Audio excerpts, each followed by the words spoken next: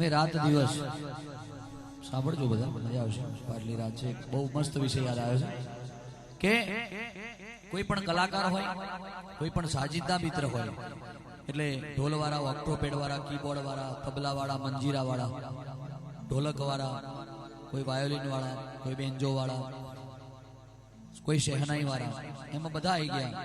Sound વાળા, videography વાળા, એટલે કે આ કલા ક્ષેત્રથી જોડાયેલા કોઈ પણ વ્યક્તિ હોય એ રાત દિવસ એમની સિઝનમાં ફરતા હોય. માનો કે અમારા ચૈત્ર મહિનાની સિઝન હોય અને સંતવાણી વાળા હોય એમને શ્રાવણ મહિનાની એક સિઝન હોય, ગરબા વાળા હોય તો એમના આસો મહિનાની એક સિઝન હોય. તો જે કલા ક્ષેત્રે, જે ક્ષેત્રથી જોડાયેલો કોઈ પણ આર્ટિસ્ટ હોય એને રાત જોડે જ લડવાનું હોય. રાત પડે એટલે દાડો ઉગે.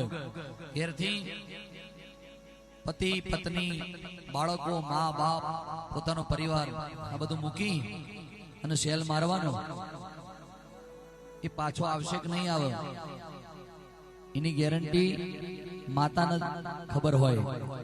નહીતર જેમ સરહદ ઉપર દેશની રક્ષા કરવા જેલો યુવાન ક્યારે પાછો આવશે એની ઘર વાટ જોતું હોય, એમ ઘણી વખત જયારે સતત કાર્યક્રમો હોય ત્યારે મારા સાજિંદા મિત્રો, મારા સાઉન્ડ વાળા, મારા વિડીયો વાળા અને કલાકારો એમની ઘેર વાટ જોવાતી હોય. હમણાં 50 દિવસમાં 45 કાર્યક્રમ કર્યા. મારા ફરિયાના અમુક માણસોએ દોઢ બે મહિના સુધી મારું મોઢું નહીં જોયું, મેં એમનું નહીં જોયું. કેમ કે સાંજે 4-5 વાગે નીકળી જવાનું અને સવારમાં 9-10 વાગે આવવાનું, જમીન પાછું હોઈ જવાનું, આજે ઉઠવાનું. અમે કલાકાર તો બરાબર છીએ, પણ આ સાજિંદા મિત્રો, સાઉન્ડ વાળા અને વિડીયો વાળા, અમે કલાકાર તો કેવું કે 100 કિલોમીટરનો કાર્યક્રમ હોય તો 3-1 કલાક વહેલા નીકળીએ તો પહોંચી જઈએ. અમને પૂરતી ઊંઘ પણ મળી જાય અને અમારું પેમેન્ટ એ વિડીયો વાળા કરતો, સાઉન્ડ વાળા કરતો, સાજિંદા કરતો વધારે હોય, એમનું ઓછું હોય.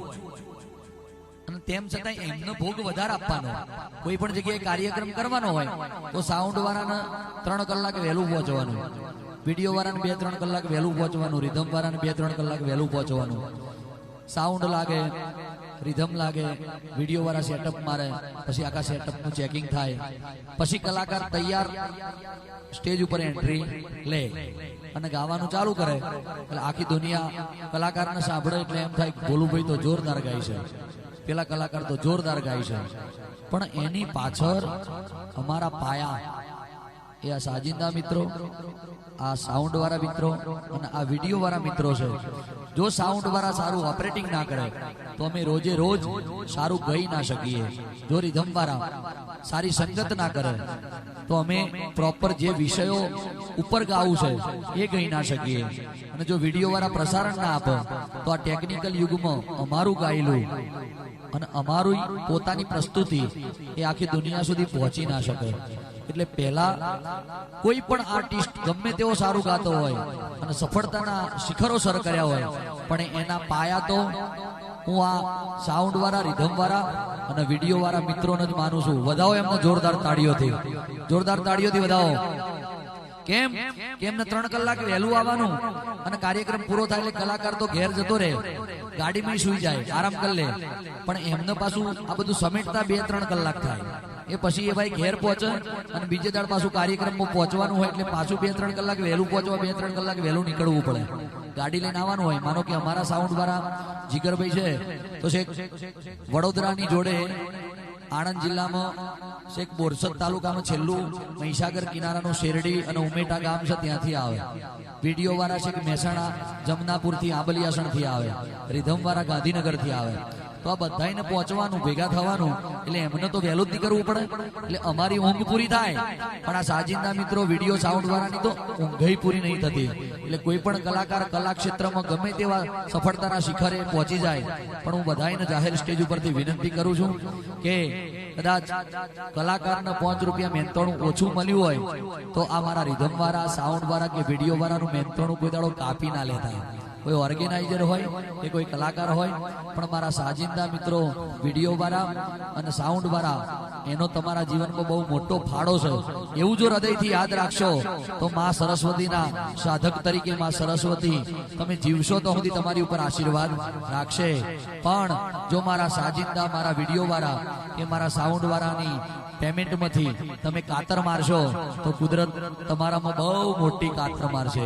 એટલે મારા સાઉન્ડ, રિધમ અને સાજિંદા એ મારા પાયા છે. સાઉન્ડ, રિધમ, વિડીયો વાળા એ મારા 3 પાયા છે. ચોથો કલાકાર. 4 પાયા ભેગા થાય તો જ સ્ટેજ ઉપર ટકાય. બાકી કલાકાર એકલો એમ માનતો હોય કે હું જોરદાર ગાઉં છું તો એનો વહેમ છે. આ 3 પાયા વગર આજના ટેકનિકલ યુગમાં ટકવું બહુ અઘરું છે. સારું સાઉન્ડ, સારી રિધમ અને સારું વિડીયો હશે તો જ જગતના ચોકની અંદર દુનિયા તમને જોશે, સ્વીકારશે, તમે રોજે રોજ ચાલશો. એટલે આ જાહેર સ્ટેજ ઉપરથી માં સરસ્વતીના સાધક તરીકે આખા ગુજરાતના, આખા ભારતના, આખા વિશ્વના સાજિંદા મિત્રો, સાઉન્ડ વાળા મિત્રો અને વિડીયો વાળા મિત્રોના ચરણોમાં નતમસ્તક વંદન કરું છું. જય ચેહરમાં કહું છું. એમના પરિવારને અને એમને કોઈ દાડો મોથુંય ના ચડે અને જીવન જાગે તો સુધી રાત દિવસ એમની ગાડીઓ ફરે, એમને પંચરય ના પડે, કોઈ દર એમને જોગુય ના આવે અને એમનો પરિવાર એમની રાહ જોવે છે તો આખી જિંદગી એમના પરિવારની રક્ષા પણ પરમાત્મા કરે એવી માના ચરણોમાં જાહેર સ્ટેજ ઉપરથી એક સરસ્વતીના સાધક તરીકે પ્રાર્થના કરું છું. બોલો ચેહર માત કી જય.